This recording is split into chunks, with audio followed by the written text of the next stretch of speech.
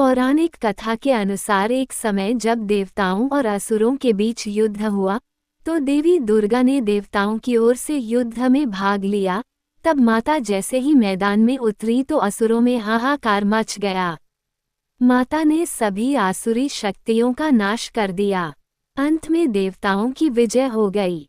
इस विजय के बाद देवताओं के अंदर एक प्रकार के गर्व और अहंकार की भावना जाग उठी। उन्हें ये घमंड हो गया कि उनकी शक्ति से ही ये युद्ध जीता गया है। देवता ये समझने लगे कि वही संसार को नियंत्रित करने वाले हैं। उन्होंने ही सृजन किया है, वही पालन करते हैं और उनके द्वारा ही संहार किया जाता है। तब माता दुर्गा को देवताओं का यह अहंकार देखकर अचंभा हुआ।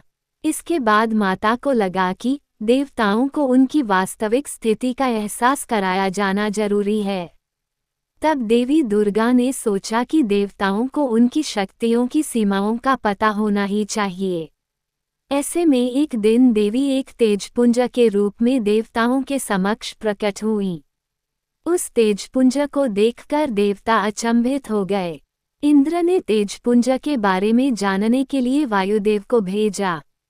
तेजपुंज के पास जाकर वायुदेव ने पुंज से उसका परिचय पूछा और साथ ही वायुदेव ने अहंकार में बताया कि मैं अति बलवान और प्राणस्वरूप हूँ। वायुदेव की यह बात सुनकर तेजपुंज रूपी माता ने वायुदेव के सामने एक तिनका रख दिया और कहा कि अगर तुम सचमुच बलवान हो तो इस तिनके को हिलाकर दिखाओ। वायुदेव ने अपनी पूरी शक्ति झोंक दी पर उस तिनके को नहीं हिला पाए। वायुदेव इंद्र के पास पहुंचे और सारी बात बताई।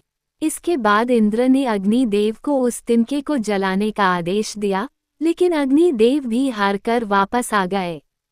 ये देखकर इंद्र देव अचंभे में पड़ गए और तेजपुंज के पास जाकर उसकी उपासना करने लगे। अंत में पुंज से माता प्रकट हुई। उन्होंने इंद्र को बताया कि सृष्टि के नियंता तुम नहीं हो और तुम्हें अपनी शक्तियों का अहंकार नहीं करना चाहिए। इस प्रकार माता दुर्गा ने देवताओं का अहंकार नष्ट किया और उन्हें ये सिखाया कि हर शक्ति और शक्ति का स्रोत केवल माता दुर्गा या आदिशक्ति हैं। तो मित्रों, हमारी आज की यह कहानी कैसी लगी कमेंट में जय माता दी जरूर लिखें। धन्यवाद मित्रों।